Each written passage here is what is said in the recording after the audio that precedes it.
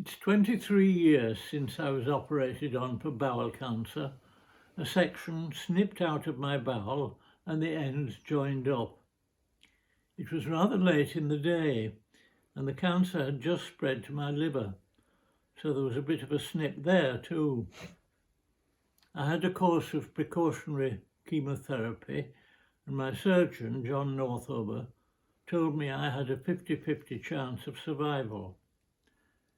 And that was it. There was, of course, anxiety, but there was no pain.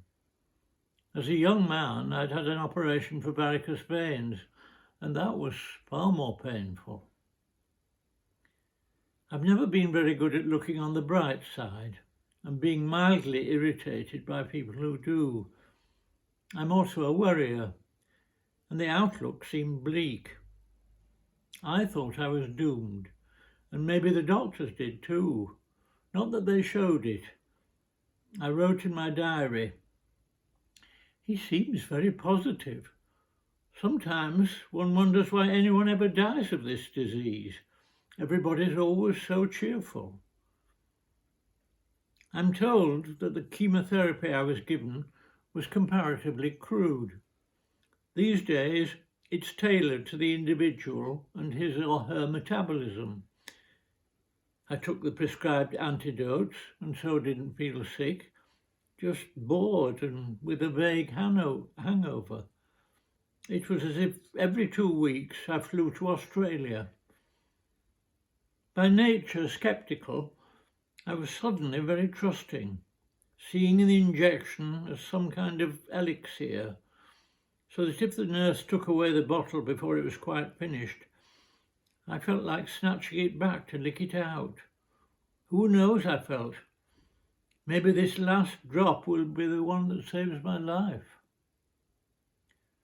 I soon learned, though, that in the absence of pain, living with cancer and dying from it are not that different. And I gradually came to live out my life in the 3 monthly intervals between visits to my surgeon and my oncologist. Given the all clear, I would come home, sometimes on my bike, and cook Rupert, my partner, and myself a stuffed marrow, a wholesome, if uninspiring dish that requires a lot of preparation, in the course of which I had reason to be thankful and was actually happy. My recovery after a very late diagnosis, and actually with only a 1 in 5 chance, wasn't thanks to my positive mental attitude, as I didn't really have one, or strive after one. Diet didn't do it, even with the stuffed marrow, nor did mugging up on all the latest research on cancer, as I didn't do that either.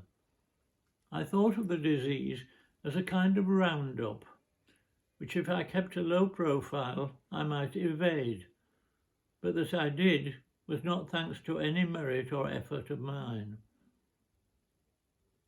Unlike so many others, much worse afflicted, I did not even have to fight. Yet I've been enrolled as a member of that exclusive aristocracy who, for however long, have survived cancer. Thankfully, it's a growing aristocracy, and one day I'm sure such survival will seem commonplace and hardly worth mentioning. Meanwhile, I am one of the many who are here when they did not expect to be here. Take heart.